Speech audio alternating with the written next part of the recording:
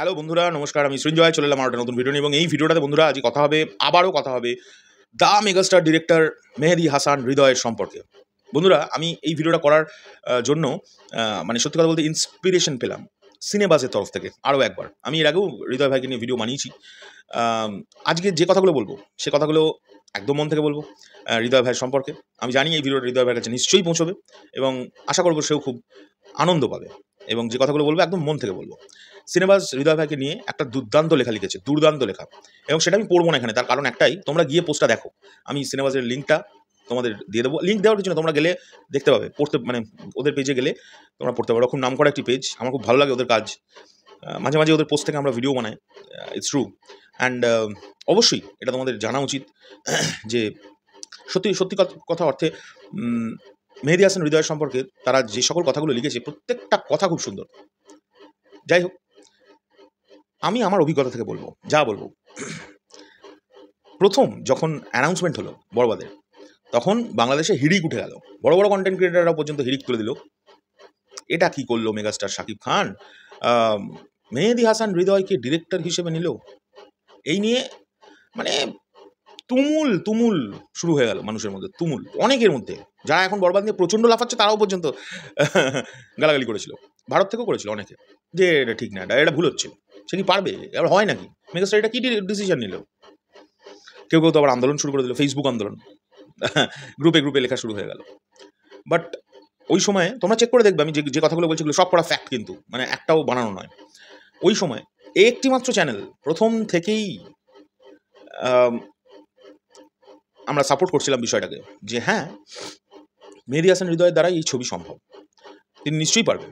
আমাদের সকলের উচিত নতুন ডিরেক্টরসদের সুযোগ দেওয়া। যেমন মাঝখানে, এই কথাটার মাঝখানে একটা কথা বলে রাখি, এই যে মাঝখানে কথা উঠেছে যে অমি ভাই আছেন ডিরেক্টর, তাকে নিয়েও এরকম ধরনের কথা উঠেছে। তখনও কিন্তু আমরা বলেছি যে না না না না, যদি অমি ভাইয়ের সঙ্গে মেগাস্টার মনে করে থাকেন যে কাজ করবেন, তার মানে নিশ্চয়ই অমি ভাইয়ের মধ্যে সেই জিনিস উনি পেয়েছেন। আর আমরা 100% ট্রাস্ট করি মেগাস্টারের কোনো ডিসিশনের ওপর, অবশ্যই সেটা ট্রাস্ট করার মতো। তা তো প্রমাণ উনি আবার দিয়েছেন বরবাদ করে। তো সেই সময় থেকেই মেগাস্টার যেহেতু ডিসিশন নিয়েছে, তার ডিসিশনের উপর রেসপেক্ট রেখে আমরা খুব মানে বুক ঠুকে বলে গেছি, না না, অবশ্যই হৃদয় ভাইয়ের কাজ করা উচিত, হৃদয় ভাইয়ের সিনেমা তৈরি করা উচিত এবং তিনি নিশ্চয়ই পারবেন। সেটা কথার কথা বলেছি সবার, যে মেগাস্টারের ওপর বিশ্বাস রেখে, তার ডিসিশনের ওপর বিশ্বাস রেখেই ওই ধরনের ভিডিও কিন্তু আমরা বানাতাম, যে অবশ্যই করা উচিত। পরবর্তীকালে আমাদের সুযোগ হলো মুম্বাইয়ে বরবাদের ফার্স্ট শিডিউল যখন হচ্ছে, ওই সময়ে আমাদের যাওয়ার। এবং আমরা যে সময়টাই গিয়েছিলাম সেই টাইম পিরিয়ডে যা যা শ্যুট হয়েছে, প্রায় সিনেমার ম্যাক্সিমাম পোর্শনই আমরা ম্যাক্সিমাম পোর্শন বলবো না, হ্যাঁ 50% পোর্শন আমরা দেখেইছি শ্যুট হতে। ওই সময়ে আমি অন সেটে প্রথম যেদিন দেখলাম মুম্বাইয়ে ফার্স্ট ডে মেহেদী হাসান হৃদয়কে, আমি সেদিনই আইডিয়া করে ফেলেছিলাম এই মানুষটার দ্বারা এরকম একটা কাজই হবে, এই কাজ তিনি পারবেন করতে। বিশ্বাস করো বন্ধুরা, একটা মানুষকে আমি দেখেছিলাম কি পরিমাণে পরিশ্রম করতে পারে, কি পরিমাণে পরিশ্রম করতে পারে। সর্বক্ষণ তিনি দৌড়দৌড়ি করছে, মানে তিনি ডিরেক্টর, তিনি চুপ করে চেয়ারে বসে আছেন আর চারিপাশের ক্রিউরা ঘুরে ঘুরে কাজ করে বেড়াচ্ছে, এরকম কিন্তু নয় বিষয়টা। তার সবচেয়ে বড় গুণ হচ্ছে সে প্রত্যেকটা ডিপার্টমেন্টকে উঁকি মেরে মেরে গিয়ে দেখে, তার সঙ্গে যায়। এবং এটা দেখে আমি খুব আনন্দ পেয়েছি যে বাহ, এই মুখের সেই ডিরেক্টর কিন্তু মানে তথাকথিত সেরকম ডিরেক্টর নয় যে বসে থাকে আর বা দাঁড়িয়ে থাকে কোনো একটা জায়গায় আর বলে মানে অর্ডার দিয়ে যায় যে এটা করো ওটা করো সেটা করো, তারপরেই light action, light rolling action এটা বলে দিলেই হয়ে গেল, বা কাট, শুধু এটুকুনি নয়। যাই হোক, তার পরবর্তীকালে যখন বরবাদ পুরো শুটিং শেষ, আমাদের সঙ্গে হৃদয় ভাইয়ের মানে প্রচণ্ড এক্সক্লুসিভভাবে দেখা হলো কলকাতায়। পরপর 4 থেকে 5 দিন আমার সুযোগ হলো হৃদয় ভাইয়ের সঙ্গে অনেকটা ক্লোজলি মেশার। এবং ওনার সঙ্গে তখন আমি ছবিটা নিয়ে অনেক কথা বললাম, বা সিনেমার জগৎ নিয়ে অনেক কথা বললাম। সেই দিন কিন্তু আমি ভিডিও বানাতে পারতাম, বাট আমি ভিডিও বানাইনি। আজকে সেই ভিডিওটা বানাচ্ছি আরও একবার। আমি কদিন আগেও এরকম একটা ভিডিও বানিয়েছিলাম, কিন্তু সেখানে এত ডিটেল বলিনি। সেই দিনের পর থেকে আমি বুক ঠুকে সকলকে বলে বেরিয়েছি, আমার যত কাছের সাকিবিয়ান ভাই বোনেরা আছে, আমি যাদের যাদের ফোনে মোটমাট কন্ট্যাক্ট আছে, যে এই ছবিটা যেটা হতে চলেছে সেটা বাংলাদেশ শুধু রিলিজটা হওয়া পর্যন্ত ওয়েট করো, মাথা ঘুরে যাবে সবার। দেখো তাই হয়েছে বাংলাদেশ। আমি এরকমও বলেছি, আমার পুরনো ভিডিও তোমরা চেক করতে পারো, 1-2 মাস আগেরও ভিডিও চেক করতে পারো, আমি বলেছি যে যা আসতে চলেছে বাংলাদেশ ভাবতে পারছে না কি দেখতে চলেছে। বাংলাদেশের মানুষ জাস্ট উড়ে যাবে, ছিটকে যাবে, পাগলে যাবে, সেগুলোই হচ্ছে। অ্যান্ড কী করে তাহলে বললাম এই 4 দিন মিট করার পর। কারণ হৃদয় ভাইয়ের ভিশনটা আমি সেই দিন বুঝলাম। মানে এই 4 দিনে, যে 4 দিন আমি হৃদয় ভাইয়ের সঙ্গে প্রচণ্ড ক্লোজলি মিশেছি, সেই 4 দিনে আমি বুঝতে পারলাম যে এই মানুষটার ভিশনটা কী। একটা দুর্দান্ত ভিশনারি নিয়ে চলে এবং সত্যি কথা অর্থে একটি ছবি বানিয়েছে, তোমরা ছবিটা তো দেখেইছো। আচ্ছা, আবারও রিপিট করি, অসংখ্য ধন্যবাদ জানাবো রিয়েল এনার্জি প্রোডাকশন হাউসকে এবং ঋদ্ধি সিদ্ধি এন্টারটেনমেন্টকে। তারা আমাদের জন্য সরোদ মিউজিক ভেঞ্চার্স যাতে বরবাদ দেখতে পায় তার জন্য একটা স্পেশাল প্রাইভেট স্ক্রিনিংয়ের ব্যবস্থা করে দিয়েছিল এই রিসেন্টলি। আমরা সেটা দেখে এসেই তারপরে রিভিউ করেছিলাম। অ্যান্ড এটার জন্য চির কৃতজ্ঞ থাকবো বরবাদ টিমের কাছে। এটা আমাদের কাছে সত্যি একটা বড় পাওনা। এবং সেদিন যখন সিনেমাটা আমি দেখছি, আমি তো সেই সিনগুলোও দেখছি যেগুলো আমাদের সামনে শ্যুট হয়েছে, সেদিন বুঝেই গেলাম যে সত্যি হৃদয় ভাই কিন্তু দ্য মেগা স্টার ডিরেক্টর হয়ে গিয়েছেন, এটা নিয়ে কোনো ডাউট নেই। কারণ আমি যেভাবে ছবিটা তৈরি হতে দেখেছি, যতটুকুনি দেখে থাকি, আর যেরামটা তার মুখ থেকে, মানে ডিরেক্টরের মুখ থেকে যে ভিশনারি সম্পর্কে আমি আইডিয়া পেয়েছি, তার যা ভিশন এবং যেটা পর্দায় দেখলাম, আমি তো পুরো ব্লোন আউট হয়ে গেছি। এটা কি ছিল? মাথা ফেটে গেছে। ওরে বস, এটা কি ছিল? একটা বাংলা ছবি, বাংলা ইন্ডাস্ট্রিতে এইভাবে প্রেজেন্ট করা চারটিখানি কথা নয়। হ্যাঁ, প্রডিউসার প্রচুর টাকা দিয়েছে, প্রডিউসার প্রচুর পয়সা দিয়েছে, দারুণ দারুণ সব ক্রিউ মেম্বার, প্রত্যেকটা ক্রিউ মেম্বার উন্নত, এগুলো সব ঠিক আছে। প্রত্যেকটা ক্রিউ মেম্বার উন্নত, ভালো প্রডিউসার, মেগা স্টার, তার সঙ্গে মেগা স্টারকে পেয়েছেন, তার সঙ্গে দারুণ অ্যাক্টর অ্যাক্ট্রেস সকলকে পেয়েছেন। কিন্তু আলটিমেটলি ডিসিশনটা কে নেয়? কোনো সিনেমার ডিসিশনটা নেয় কিন্তু ডিরেক্টর। তো ডিরেক্টরের পারমিশন ছাড়া তো নিশ্চয়ই কোনোটাই ইয়েস হতো না, যা যা আজকে ঘটছে, যা যা সিনেমার পর্দায় ঘটেছে। তো এটা কিন্তু ভাবতে হবে বস। এবং আমি যেদিন এই কথাটা মানে যেদিন হৃদয় ভাইয়ের সঙ্গে আমি কথা বলে এসেছিলাম, মানে যে 4 দিন আমরা টানা হৃদয় ভাইয়ের সংস্পর্শে ছিলাম, খুব ক্লোজলি ছিলাম, সেই দিনের পর থেকে আমি একটি ভিডিও বানিয়েছিলাম বাড়িতে এসে, যে তুফানের জন্য আমরা, তুফানের পর আমরা বলতেই পারি সুপারস্টার ডিরেক্টর আমাদের পরম প্রিয় রায়হান রাফি ভাই, এটা নিয়ে কোনো ডাউট নেই। রাফি ভাই কিন্তু দুর্দান্ত একজন ফিল্ম মেকার, সে কিন্তু পাবলিকের নার্ভ বোঝে, এটা নিয়ে কোনো ডাউট নেই, এবং he is a good film maker. আমি রাফি ভাইয়ের ফ্যান।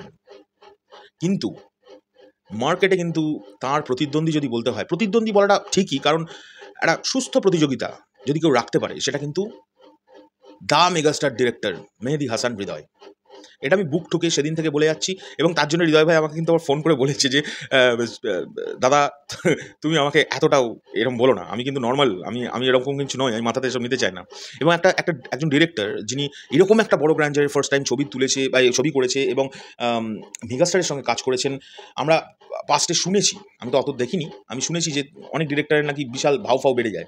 বাট হৃদয় ভাই একটা মানে একদম সাধারণ একটি ছেলে, যে এত ভালো, যার মধ্যে কোনো অহংকার নেই, যে প্রচণ্ড ব্যস্ততার মধ্যেও আমি যদি কোনো ইনফরমেশনের জন্য তাকে নক করি, সে কিন্তু সর্বক্ষণ, মানে যখনই আমার মেসেজ দেখতে পায় তখনই কিন্তু সে কিন্তু রিপ্লাই করে যে হ্যাঁ দাদা বলো কী হয়েছে, কোন ইনফরমেশন লাগবে। এবং প্রচণ্ড স্ট্রেট, কোনো মানে অভিনয় করা নয় যে আমি এটা করেছি মানে আমি একদম বেস্ট, এসব কিচ্ছু নেই। সে এতটা গ্রাউন্ডেড, আমার ওই জিনিসটা সবচেয়ে বেশি অ্যাট্রাক্ট করেছে, তার মধ্যে গ্রাউন্ডনেস এত। যাই হোক, মেগাস্টার তাকে নিয়ে কোনো কমেন্ট হবে না। সে না থাকলে এই ছবি এই জায়গায় হাইপই উঠতো না, সব কিছুর ঊর্ধ্বে গিয়ে বলছি।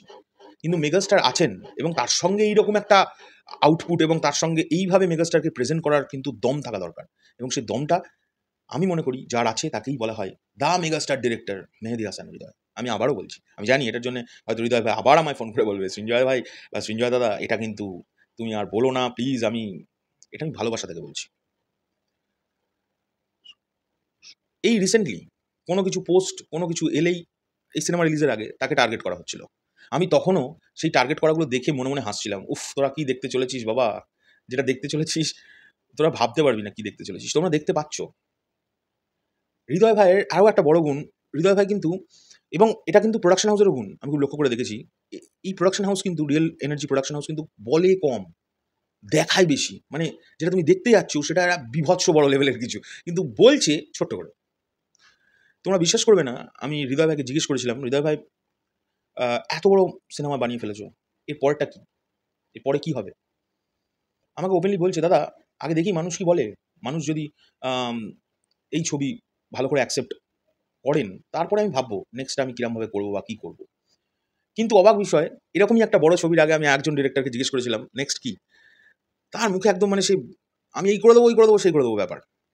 তো এই পার্থক্যটা আমার খুব ভালো লেগেছে যে এ প্রচণ্ড গ্রাউন্ডেড, হৃদয় ভাই প্রচণ্ড গ্রাউন্ডেড। এটা কিন্তু মানতে হবে। তোমার প্রতিটা ইন্টারভিউ দেখো, ওনার প্রতিটা ইন্টারভিউ দেখে আমাকে কমেন্ট করে জানাও যে দাদা তুমি ভুল বলছো, হৃদয় ভাই কিন্তু একটুখানি এরাম বা ওরাম। এটি আমি আমার মনে হয়েছে একটু একটু সামান্য আমি মিশে যেটা ফিল করেছি, হি ইজ কোয়াইট মানে অল্প একটুখানি চাইল্ডিশ। এটা হতেই হবে, নাহলে এত বড় কাজ করা যাবে না। But he is sincere, he is more than sincere, এবং প্রচণ্ড হারে ওনার নিজের ভিশনে ক্লিয়ার। হৃদয় ভাই যেটা দেখাতে চাই সেটা কিন্তু যতক্ষণ না হয় ততক্ষণ কিন্তু সেটার পেছনে পড়ে থাকে।